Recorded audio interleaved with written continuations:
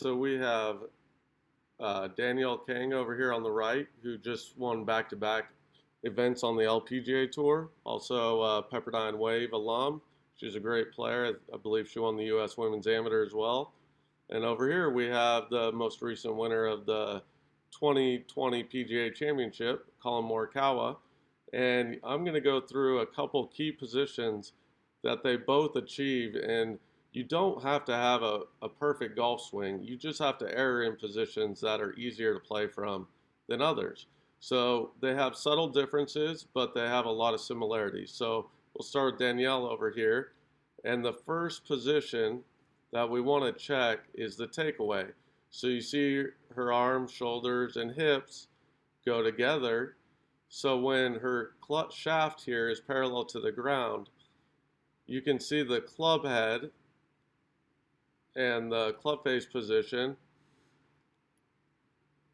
is pretty close to parallel to her spine, maybe a little bit more toe up, and that's what we refer to as open. But the club head here is outside of her hands. So now the other key when doing this takeaway and using your body and shoulders, arms all in one piece is that you don't reach away to get the club head outside the hands. You just swing it straight back. So you can see here, Collin has a similar position. Club head outside of his hands. Club face will look compared to his spine a little bit more square, but they're both in that same position outside the hands. It's really hard to play if you get that takeaway inside the hands there. So by using your hips, arms, and shoulders together on the takeaway, eliminating just picking it up with your hands or rotating and rolling your forearms, you're going to have a better chance to get that position. So now, with Collin over here, we'll go to the arm parallel, which is the next checkpoint.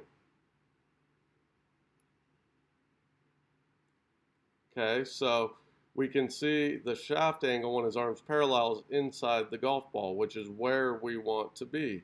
We don't have to be perfect with the shaft angle right inside the golf ball, which would be, a fundamental position. We just want to have this shaft angle a little steeper when the arm's parallel on the backswing. And so Danielle's a little bit more refined, but they're going to be equally as efficient here.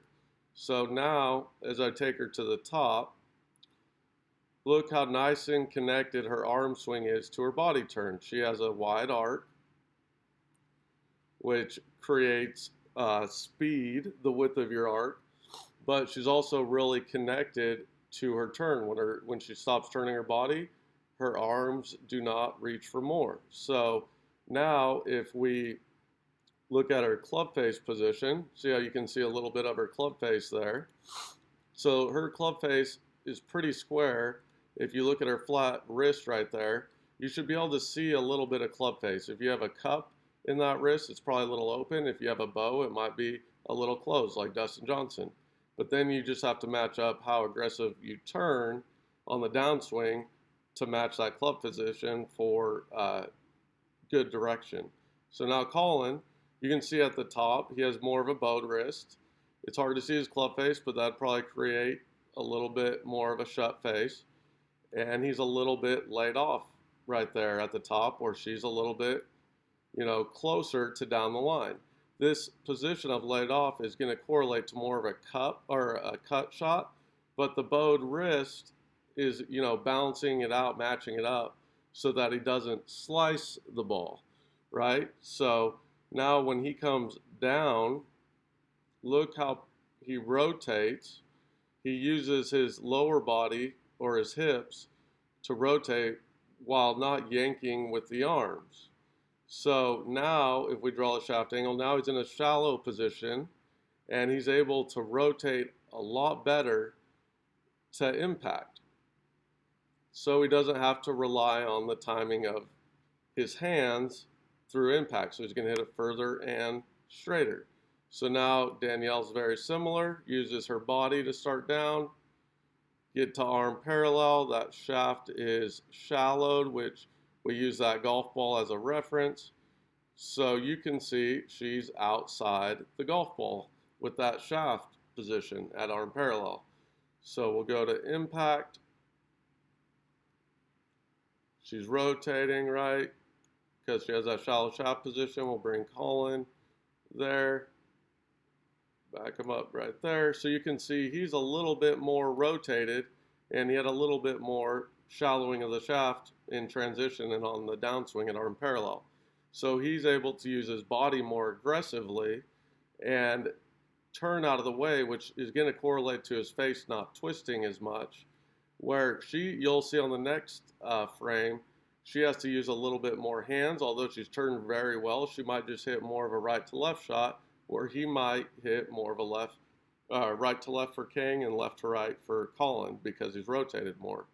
So now we'll see him exit, and notice the club face position here versus Kang. You'll see the hands she uses the hands a little bit. So then, because her body hasn't rotated as aggressively. So now look at her club face.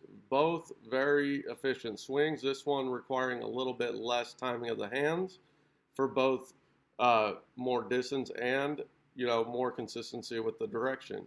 So now we'll take him to a finish.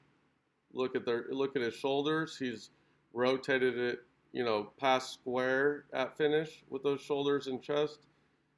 So their hips are pretty square to the target here. He's a little bit more past that position there, and his shoulders are rotated. They're not, his chest isn't just square to the target. Same with her, and they hold that balanced finish, and so that ensures they're always accelerating through the impact position. And you don't want to recoil. You want to hold that balance. So you want to turn as aggressively as you can with the body and be really soft with those arms. They just act like whips, and you're going to achieve both your optimal distance and consistency for direction.